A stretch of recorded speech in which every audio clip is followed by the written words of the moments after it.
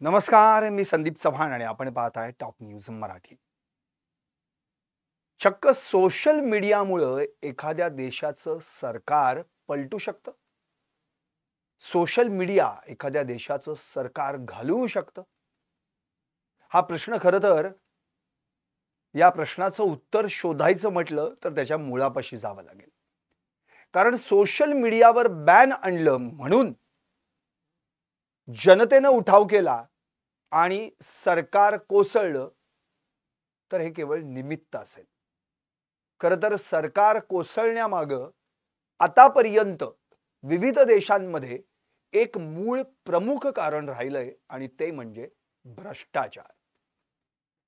मुळात प्रत्येक देशामध्ये कुठे ना कुठेतरी भ्रष्टाचार कमी जास्त प्रमाणात असतोच.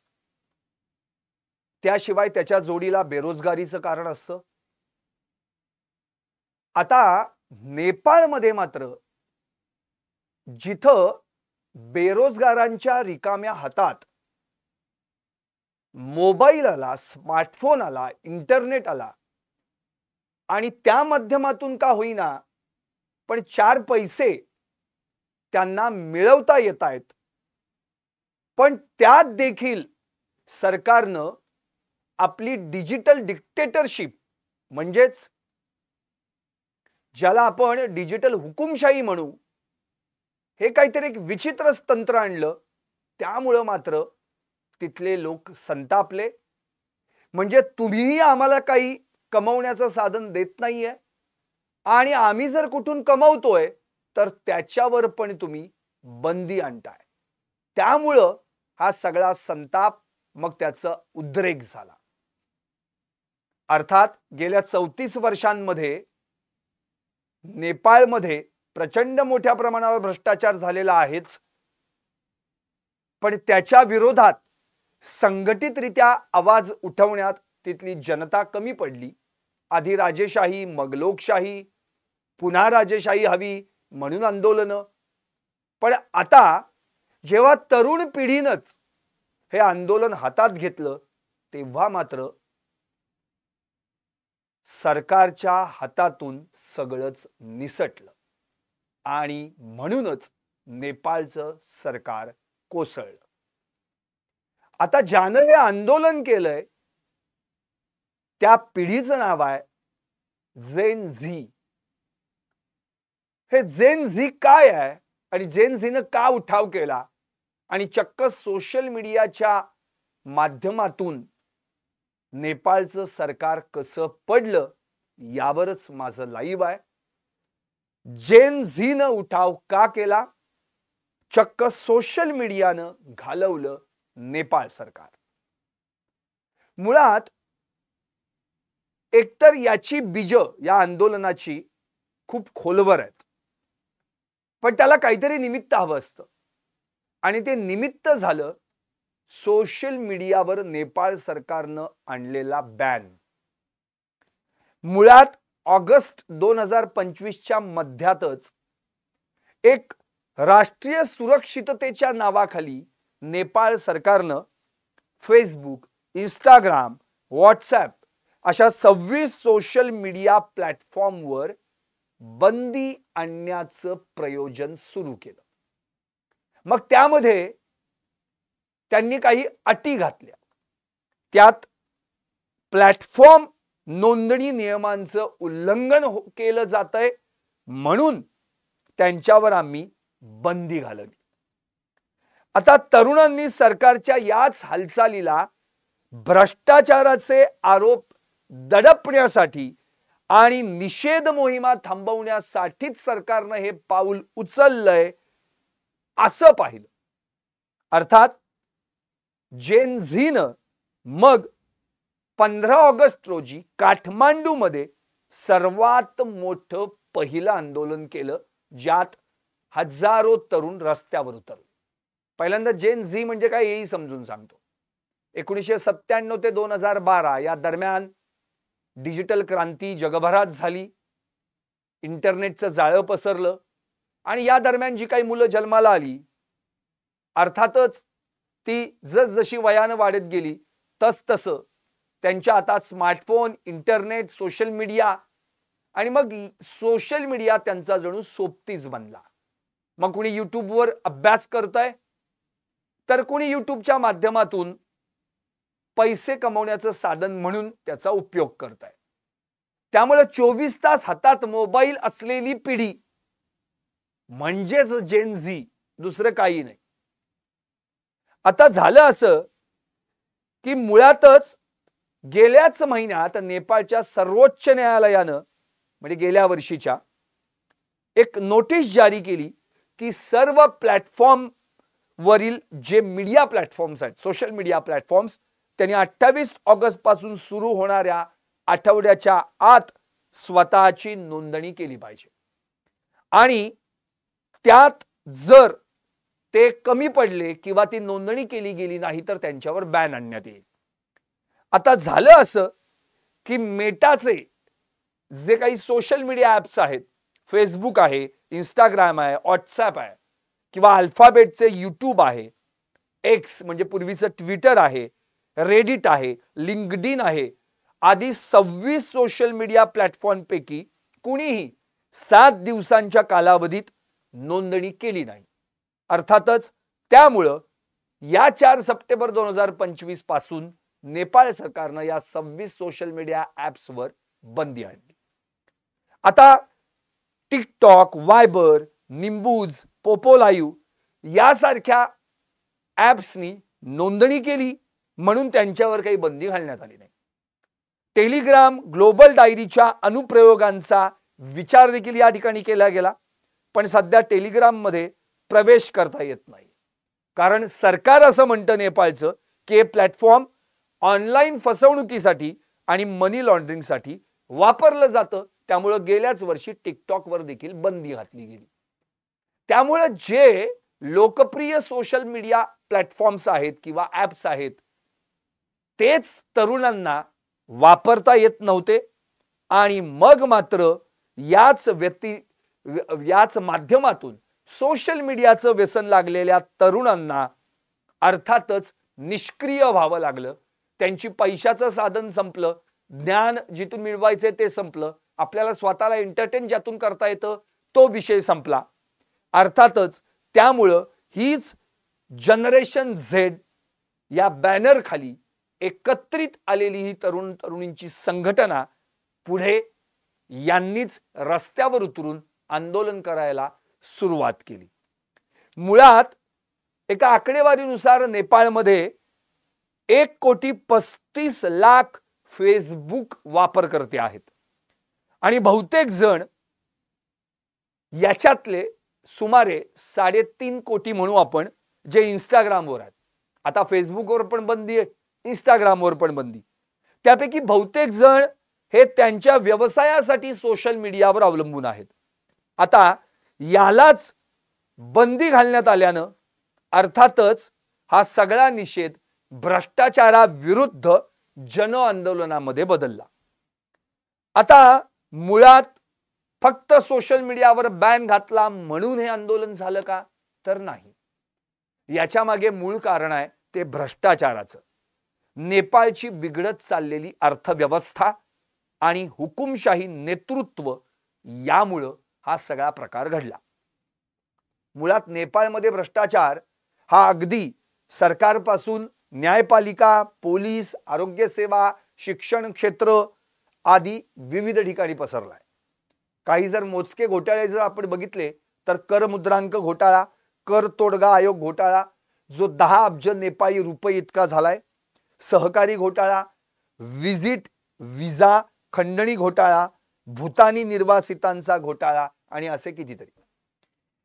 नुकतंच एक ट्रान्सपरन्सी इंटरनॅशनल तर्फे 2024 ला भ्रष्टाचार धारणा निर्देशांक घोषित करण्यात आला. यामध्ये जवळपास 180 देशांचा समावेश आहे. त्यामध्ये आपला इंडिया म्हणजे भारत देखील आहे. यांनी एक क्रायटेरिया लावला आणि त्या स्केलवर आधारित काही मार्क्स दिले, गुण दिले. 0 म्हणजे अत्यंत भ्रष्ट, ज्याला 0 गुण मिळाले तो अत्यंत भ्रष्ट आहे आणि 100 गुण ज्याला मिळाले तो अत्यंत स्वच्छ आहे.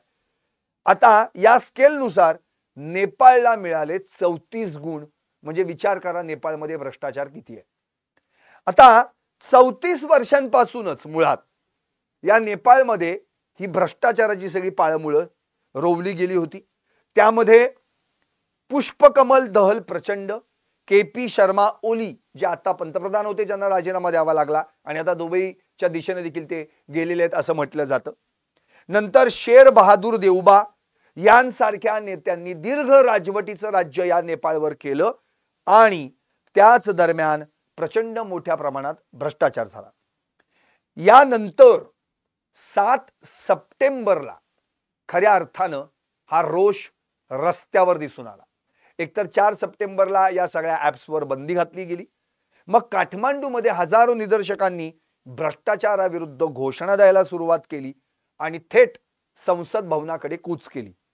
पोलिसांनी अश्रुधुराचा वापर केला, लाठीमार केला, नंतर गोळीबार देखील केला, ज्यामध्ये 22 लोक ठार झाल्याची माहिती आहे। त्यात 12 वर्षांचा एक तरुण देखील होता, अगदी अल्पवयीन। आता या सगळ्या निदर्शकांनी मग आपला मोर्चा वळवला तो सरकारी कार्यालयांच्या इमारती, आस्थापना आणि अर्थातच सगळे नेते जे सापडतील त्यांना पळून पळून मारलंय। मग त्यांनी संसद भवनावर देखील हल्ला केला, जाळपोळ केली। अर्थातच या सगळ्यांमध्ये मुळातच सोशल मीडियावर या सरकार विरुद्ध एक मोठी अँटी गव्हर्नमेंट मोहीम देखील राबवण्यात आली आणि त्यातून मग हा सगळाच भ्रष्टाचार आणि त्याच्या विरोधात आवाज उठवण्यासाठी ही जनता रस्त्यावर उतरली, ज्याला जेन झी म्हटलं जातं। अर्थात 3 गोष्टींवर आधारित तिथला भ्रष्टाचार, तिथला हा आंदोलनाचा भाग होता। तो म्हणजे पहिलं करप्शन, नंतर अनएम्प्लॉयमेंट, बेरोजगारी देखील तिथं मोठ्या प्रमाणावर आहे, आणि तिसरं म्हणजे अर्थातच नेपोटिझम म्हणजे घराणेशाही। नेपोज हा शब्द जो लॅटिन भाषेतला आहे त्याच्यावरून हा नेपोटिझम शब्द बनला। मुळात घराणेशाही म्हणजे या सगळ्या नेत्यांनी आपल्या जवळचे नातेवाईक जे कोणी असतील त्यांनाच सरकारी किंवा आणखी मोठमोठ्या पदांवर त्या ठिकाणी त्यांना नेमण्यात आलं। त्याच्या विरोधात देखील या ठिकाणी म्हणजे नेपो बेबीज, नेपो किड्स यांच्या विरोधात देखील या जेन झीनं आवाज उठवला। खरं तर मुळात या जेन झी मध्ये 18 ते 25 या वयोगटातील सगळ्या तरुण तरुणींचा समावेश आहे। जानेवारीपासून तरुणांनी फेसबुक, टिकटॉक, इंस्टाग्राम सारख्या प्लॅटफॉर्मवर #EndCorruptionNepal आणि #YouthForChange यांसारख्या हॅशटॅगसह सरकार विरोधी मोहीम सुरू केली। त्यांनी भ्रष्टाचाराचे आरोप असलेले मंत्री, नेते, अधिकाऱ्यांविरुद्ध आवाज उठवला। सुरुवातीला हे शांततापूर्ण आंदोलन होतं, ऑनलाईन चळवळ होती, पण नंतर मात्र जुलैपर्यंत स्थानिक पातळीवर छोटी निदर्शनं झाली आणि मग शेवटी काठमांडू, पोखरा या ठिकाणी तरुणांनी, बेरोजगारांनी सरकारी धोरणांना तरुण विरोधी म्हणणारे व्हिडिओ देखील शेअर केले। 1 सप्टेंबर रोजी काठमांडूच्या ताहदीत भागात तरुणांनी भ्रष्टाचाराविरुद्ध मोर्चा काढला, ज्यामध्ये 5000 लोक सहभागी देखील झाले होते। अर्थात आता नेपाळची एक पार्श्वभूमी आपण समजून घेऊ। मुळात दक्षिण आशियाई मधला हा देश, एकूण 8 देश येतात ज्यामध्ये आपला भारत देश देखील आहे। याच्या आधी देखील विविध देशांमध्ये अशीच निदर्शनं झाली, ज्यात प्रामुख्याने जर पाहिलं तर सर्वात आधी म्यानमारमध्ये 2021 लाच लष्करी सत्तापालट झाला। तेव्हापासून हा देश आजही अस्थिर आहे। लोकशाहीचा पुनर्स्थापनेचा भाग या ठिकाणी जनतेने करण्याचा प्रयत्न केला, पण आजही निदर्शनं चालू आहेत। तरी देखील त्या ठिकाणी अजूनही लष्करी राजवटच आहे। शिवाय या देशाच्या नेत्या आंग सान सू की तुरुंगात आहेत आणि त्या आंदोलनाला स्प्रिंग रिव्होल्यूशन असं म्हटलं गेलं। हे पहिलं दक्षिण आशियातल्या देशात म्हणजे म्यानमारमध्ये झालेलं आंदोलन। नंतर 2022 मध्ये श्रीलंकेमध्ये मोठ्या प्रमाणावर आंदोलन झालं, ज्याला अर्गालया आंदोलन असं म्हटलं गेलं। लोकसंघर्षाचा विजय असं त्याचं नाव होतं। 2022 मध्ये हे आंदोलन झालं ते वीज कपात, वाढती महागाई, बेरोजगारी, इंधन किमतीत वाढ आणि भ्रष्टाचार या विरोधातलं होतं। इथंही आंदोलक थेट राष्ट्रपतींच्या निवासस्थानात घुसले। राष्ट्रपती महिंदा राजपक्षे यांना अक्षरशः देश सोडून पळून जावं लागलं। सध्या माजी राष्ट्रपती आणि पंतप्रधान रानिल विक्रमसिंघे सरकारी निधीचा गैरवापर केल्याच्या आरोपाखाली तुरुंगात शिक्षा भोगतायत. तिसरा देश होता पाकिस्तान. आपल्याला आठवत असेल 2023 मध्ये पंतप्रधान इम्रान खान यांच्या अटकेवरून संपूर्ण पाकिस्तान पेटून उठला. मग सरकारी इमारती, लष्करी आस्थापना असतील, पोलीस चौक्या असतील, या ठिकाणांवर हल्ले झाले. इम्रान खान अजूनही तुरुंगात आहे आणि या आंदोलनात कैक लोकांचा मृत्यू झाला. नंतर बांगलादेश 2022 पासून त्या ठिकाणी अशांत देश म्हणून आता दक्षिण आशियामध्ये ओळखला आजही जातोय. मे 2024 मध्ये मागच्या वर्षी जनतेनं उठाव केला. पंतप्रधान शेख हसीना यांना अक्षरशः सरकार विरोधात मोठ्या प्रमाणावर निदर्शनाला तोंड द्यावं लागलं. शेवटी त्यांना स्वतःचा देश सोडून पळून जावं लागलं. अवामी लीग आणि त्यांच्या विद्यार्थी संघटनेवर बंदी घालावी अशी आंदोलकांची त्यावेळी प्रमुख मागणी होती. आता यातला श्रीलंका असेल, बांगलादेश असेल किंवा नेपाळ असेल, या आंदोलनांची कारणं जरी वेगवेगळी असली तरी त्यात एक साम्य, आणि ते साम्य म्हणजे सरकारी धोरणं लोकांच्या अपेक्षा पूर्ण करू शकली नाही, हे सत्य आहे.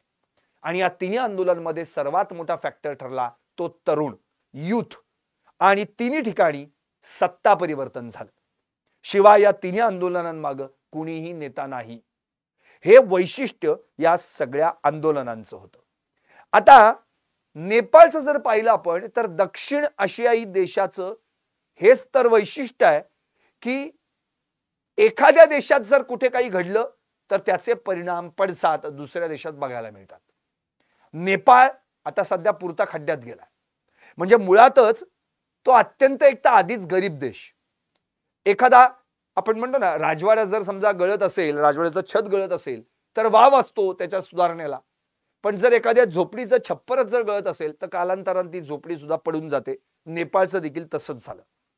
मुळात या सगळ्या प्रकरणात जे आताचे पंतप्रधान आहेत के.पी. शर्मा ओली, हे पळून गेले कारण त्यांनी मुळात या सगळ्या प्रकरणामध्ये जितकं बारकाईने आपल्या देशाकडे लक्ष द्यायला पाहिजे होतं तितकं दिलं नाही. चीनचं परराष्ट्रीय धोरण स्वीकारलं.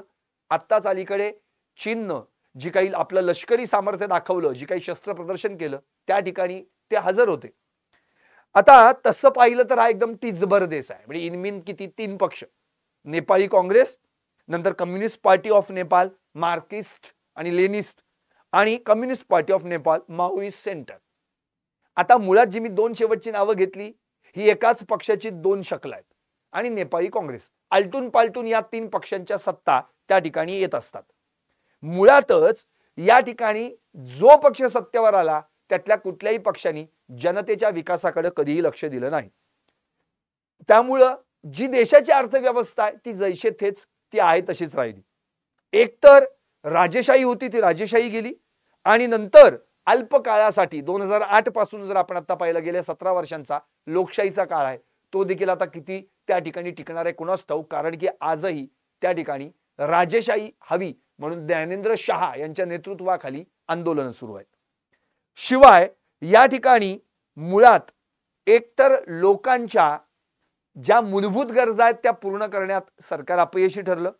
त्यामुळं जे काही सोशल मीडिया प्लॅटफॉर्म्स आहेत त्या माध्यमातून जे बेरोजगार तरुण होते त्यांनी आपला मोबाईल हातात आहे, स्मार्टफोन हातात आहे, इंटरनेट आहे, त्या माध्यमातून पैसे कमवण्याचा एक व्यवसाय सुरू केला. आपले बरेचसे व्यवसाय त्या सोशल मीडिया ॲपच्या माध्यमातून सुरू केले, पण ते देखील या ठिकाणी बॅन करण्यात आले. आणि मग मात्र जेन झीनं हा उठाव केला. आता इथं सगळ्यात महत्वाचा आणखी एक मुद्दा म्हणजे सरकारनं या आंदोलकांवर मुळातच अत्यंत बेमुरवतखोरपणे गोळीबार केला. खरं म्हणजे त्यांच्याशी चर्चा करून, त्यांच्या नेत्यांशी चर्चा करून, बिपिन शहा वगैरे जे कोण होते त्यांच्याशी चर्चा करून या सगळ्या गोष्टी सोडवता आल्या असत्या, पण ते त्यांनी केलं नाही. 22 ते 23 लोक यामध्ये मारले गेले. आता मुळात एकतर के.पी. शर्मा ओली हे पंतप्रधान आपलं तोंड कायम चीनकडे ठेवायचे, भारताकडे नाही, काय कधीच नाही. उलट जाता देखील त्यांनी पंतप्रधान पदाचा राजीनामा देताना देखील भारतावर दोष दिला, भारताला दोष दिला, आणि भारतानं कधी त्यांना आपल्याकडे वळवण्याचा प्रयत्न केला नाही. आता त्यामुळं या सगळ्या प्रकरणामध्ये जर आपण विचार केला तर पुन्हा एकदा या देशात जी काय आता क्रांती झाली आहे ती अभूतपूर्व क्रांती असं म्हणता येणार नाही, ही अपूर्ण क्रांती असंच म्हणता येईल. कारण मुळात या सरकारमध्ये आता अपेक्षित काय होतं, तर एकतर सरकारनी तिथं जे काही आता जेन झीचे नेतृत्व करणारी काही 2-5 मंडळी असतील त्यांच्याशी चर्चा करणं गरजेचं होतं, पण ती केली नाही. तिथे एक पक्ष आहे, राजेशाहीवादी राष्ट्रीय प्रजातंत्र पक्ष. या पक्षाचं असं म्हणणं आहे की आपण पुन्हा एकदा राजेशाही स्थापन करायला पाहिजे. अर्थात हा नेपाळमधला लोकशाही करण्याचा जो मार्ग आहे तो आता हिंसक ठरला आहे. म्हणजे 2008 पासून त्या ठिकाणी असे विविध पडसाद उमटतायत. 240 वर्षांचे राजवंशीय शासन संपलं. त्यानंतर खरं म्हणजे धर्मनिरपेक्ष प्रजासत्ताक नेपाळ स्थापन झालं, पण एवढं होऊनही नेपाळचा काही आर्थिक विकास झाला नाही. पंतप्रधान के.पी. शर्मा ओली यांच्याकडे नेतृत्व आलं खरं, पण त्याचाही काही उपयोग झाला नाही. गेल्या 17 वर्षात नेपाळमध्ये चक्क 13 पंतप्रधान झाले, पण एकही आपला कार्यकाळ पूर्ण करू शकला नाही. आता महत्त्वाचा मुद्दा म्हणजे भ्रष्टाचार. केंद्रीय नेतृत्वावर अनेक भ्रष्टाचाराचे आरोप या ठिकाणी करण्यात आले. वरिष्ठ नेत्यांवर सरकारी निधीचा गैरवापर केल्याचा आरोप करण्यात आला. उदाहरणार्थ, चहाच्या मळ्याचे व्यावसायिक भूखंडात रूपांतर करण्यास मनाई करणाऱ्या सर्वोच्च न्यायालयाच्या आदेशाचं उल्लंघन केल्याबद्दल दस्तूरखुद्द माजी पंतप्रधान के.पी. ओली यांच्या विरुद्ध अवमानाचा खटला सुरू आहे.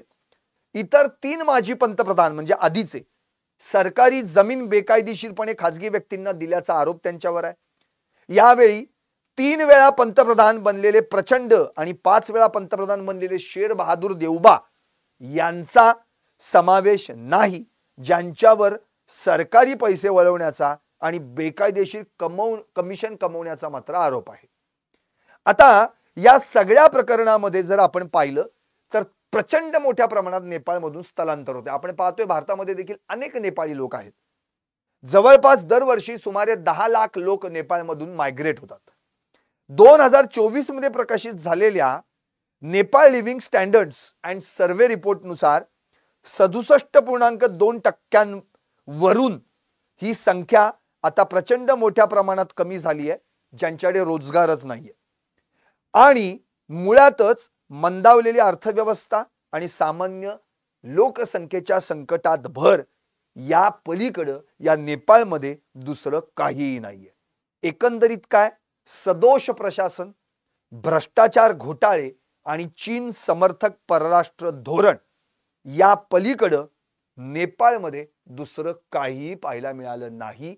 म्हणून सोशल मीडिया केवळ निमित्त ठरलं. खरं कारण ठरलं ते म्हणजे या ठिकाणी जनतेनं भ्रष्टाचार आणि बेरोजगारीचे मुद्दे मांडण्यासाठी सोशल मीडियाचं हत्यार वापरून त्या माध्यमातून सरकारला खाली खेचलं. पाहत रहा टॉप न्यूज मराठी, आपला महाराष्ट्र, आपली बात.